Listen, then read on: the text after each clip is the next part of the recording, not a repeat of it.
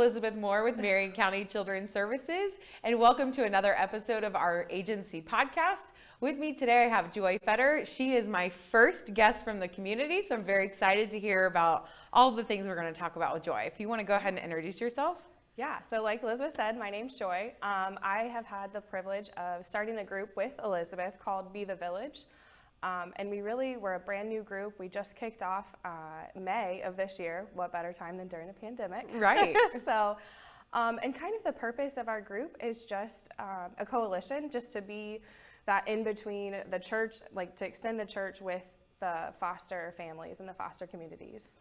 So in a lot of ways, Be the Village was kind of viewed as like a faith-based organization, but it's also very much a community organization. Yep. So let's look at just some of the things that we have. We have notes here because we are very well prepared.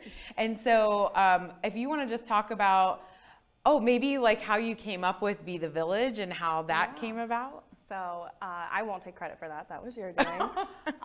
But Elizabeth and I just kind of got together. There was some other ministry that I kind of wanted to get involved in, and you had kind of like thought about, but really that wasn't going to work out, and this just kind of came together organically. Be the Village, really we are what it says. Like we are the village that supports the foster care community. We believe it takes a village to raise kids, and so we want to be that village. Yeah, that's really good. And, part of our vision and everything at the agency is that we'll have safe children, strong families, and that supportive community. And so obviously Be the Village is part of that supportive community. Yeah, so definitely. Who can be involved in your group? Anyone, everyone, you can be involved. All right. Yeah, it's just, honestly, we kind of put it out there on Facebook, and so it's a lot of people that you and I already know. But as you know, this is our third or fourth month. I can't do math. that the pandemic took everything like that away. Honestly, it did. Yeah, people have been like joining, and I'm getting more connected with those in the group. If you'd like to join, we have a Facebook page. It's called Be the Village Marion.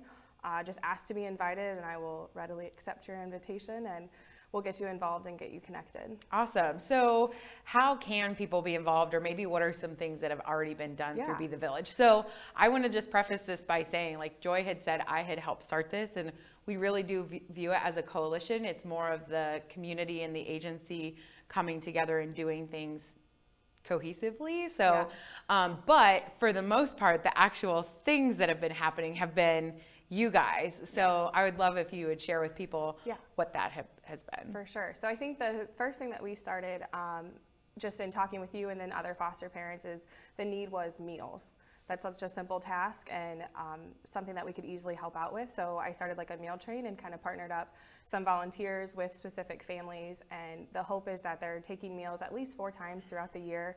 But then also just beginning that relationship in that community and starting to build that so that if, foster parents take on a new kid and they're like, hey, I need help tonight, like it's crazy, they have someone to reach out to readily to help them kind of get connected. So the meal train is something that we've done. I'm gonna look at my notes. We've also done something simple, just writing thank you notes, because the foster parents, that's a huge undertaking, and that's just like a really awesome thing that they're doing. And we want to let them know that they're appreciated. So we had a couple volunteers, and again, this is just all through our Facebook page. They wrote thank you notes, just encouraging the foster parents, and we stuck a little thank you gift card in there for them. But again, just encouraging and really supporting them. Another thing that we've done recently is the kinship boxes, which is really cool. So for those who don't know, kinship and foster are not the same thing. I learned that, learning lots. So kinship is when a child is taken out of the family but placed with a family member. Or friend. Yes. Mm-hmm. So someone that isn't a foster parent per se. So they don't know that they're going to be getting this child. It's just kind of like a last minute thing. And again, a need with that were meals, but it wasn't something that they were already identified. This is kind of all last minute. And so a couple ladies in the group, they got together, asked for donations, and put together what we call kinship boxes. And it's just a couple meals, some breakfast items, some lunch, dinner, another gift card that then can be delivered to those families when they get that child. We also, I know it's been a pandemic, so we haven't really been able to do a lot of the community gatherings that we'd love to do, But thanks to some donations from the Marion Nash Church and then also Tops, we were able to do like an ice cream social, totally socially distanced, masked, all that, but just a fun outing for the whole family. And we got a lot of good feedback from that. The families were really grateful that we included not only the foster kids, but also their biological kids, because that's another thing that I've learned is that sometimes the bio kids, they kind of get pushed to the side, you know, and like they're important too. So it was just a really neat event that we could have. So I think that's all the events that we've actually done, but we're also open for more ideas. Like I don't have this all planned out, kind of going as we go. I think what's interesting is you said that's all the events, but like you said, it's really been a partnership that has only been around since May, right, in the middle of a pandemic. Great timing. We've had a lot of really good ideas that haven't been able to come to fruition yet, but obviously everyone has been very busy. I think what's been really cool is just seeing, you know, we have these conversations kind of openly in the group, just discussing, you know, maybe an idea. So like the kinship bags, you know, as Joy was saying, we try to do a lot here at the agency to support our families, whether they're kinship, bio, foster, but obviously we can only do so much. And like Joy said, we don't really know when placements are coming in, whether they're for kinship or they're for, you know, foster. And obviously our foster parents hopefully have a little bit more of a support system, but sometimes with those kinship families, we have to kind of build that support system. So that's something that we're still working on trying to do, is helping support them a little bit more.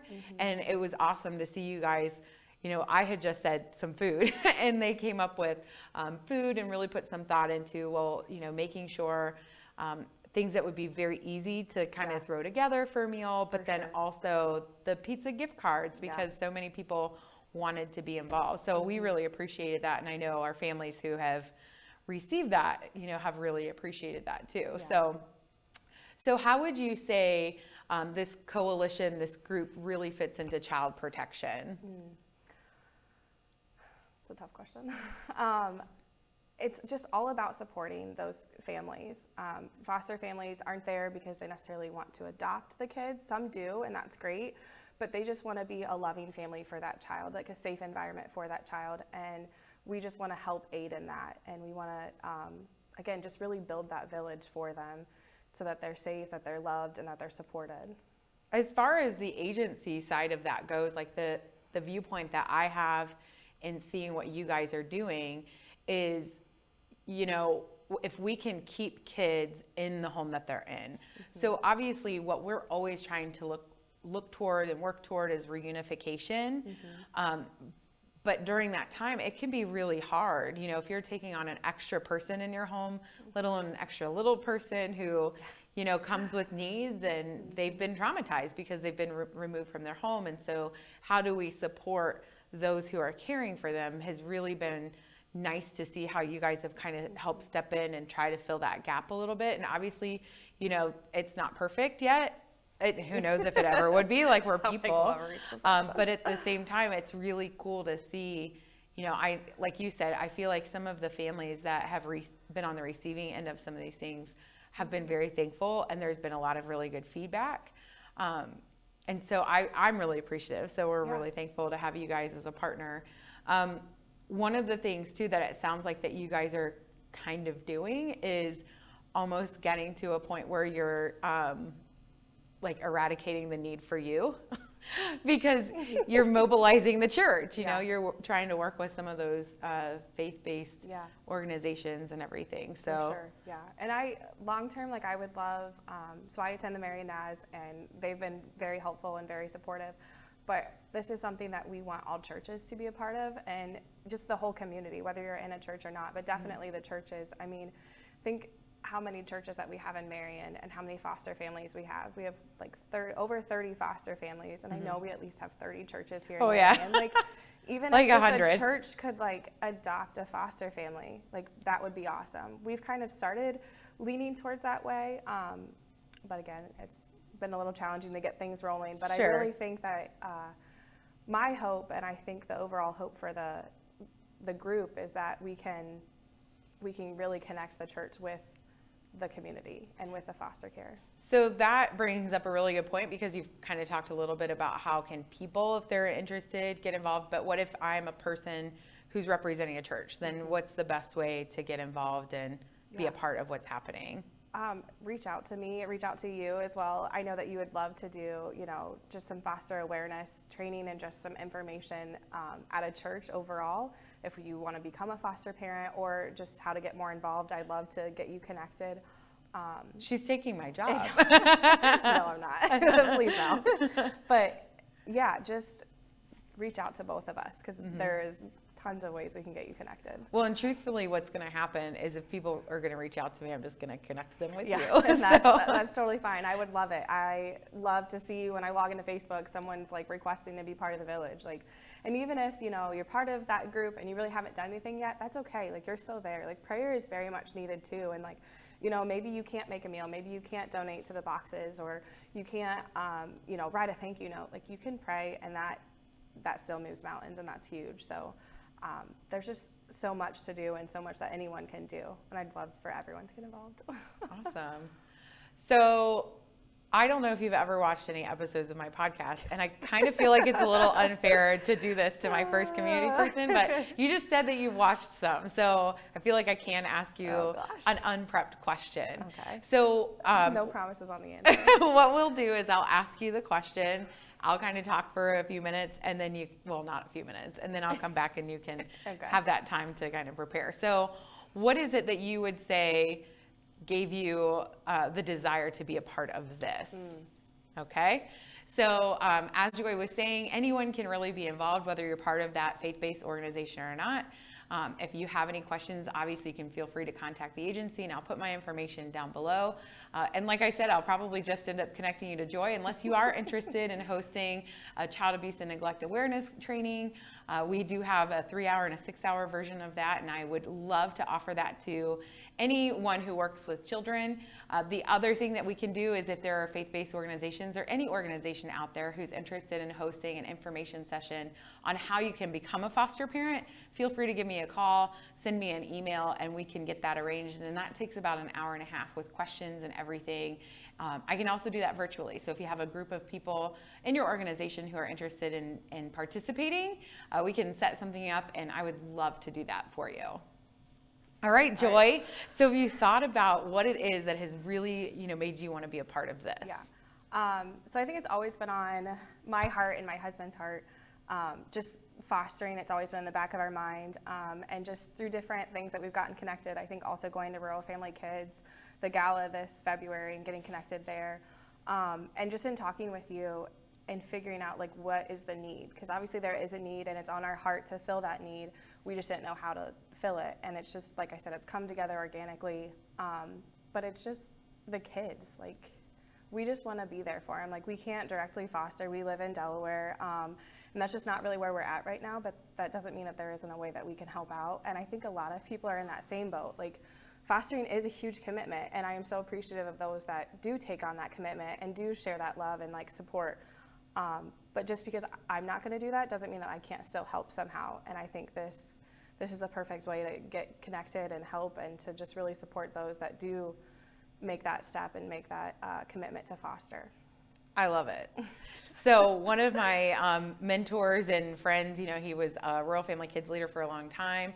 He has a quote that is, not everyone can be a foster parent, but everyone can help a foster child. Yep. And then I love then how the village is even trying to take that one step further, and supporting the kinship families. Yeah. And then I think, we've already kind of talked about long-term goals, yes. To see that wrap around also bleed over to the biological families, because we know family is super important. And like we were saying, we have the goal always of reunification, but wouldn't it be great if we can have reunification and then we can keep kids in those homes? So yes, for sure. Awesome. Well, thank you so much for doing this. I really appreciate your time. As always, if you guys have any questions, feel free to give us a call, shoot me an email, check out our website, and we're so glad that you watched. Thanks. Thank you.